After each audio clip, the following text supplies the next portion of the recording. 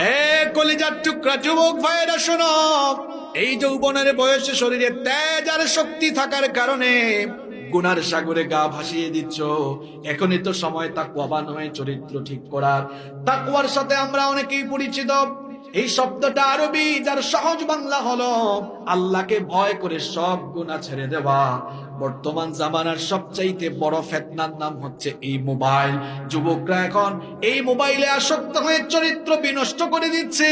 যুবক তরুণ ভাইয়েরা শোনেন, এই যৌবন বয়সে যৌবনের তেজোদ্দীপ্ত উন্মাদনায় নিজের যৌবনটাকে নষ্ট করা যাবে না।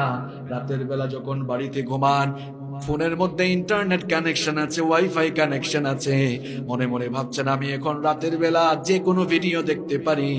আব্বু আম্মু ওনাদের রুমে ঘুমায়, ভাইয়া বোন সব সবার রুমে ঘুমায়, আমি আমার রুমে একা আছি, যা মন চায় তাই দেখবো, কেউ দেখবে না। যুবক ভাইয়েরা, আমার কলিজার টুকরা যুবক ভাইয়েরা বলছি, মাথাটা ঠান্ডা করে ভালো করে চিন্তা করুন তো। দুনিয়ার সবাইকে আপনি বন্ধ ঘরে দরজা বন্ধ করে ফাঁকি দিতে পারলেও একজনকে তো ফাঁকি দেওয়া যায় না, তিনি কি?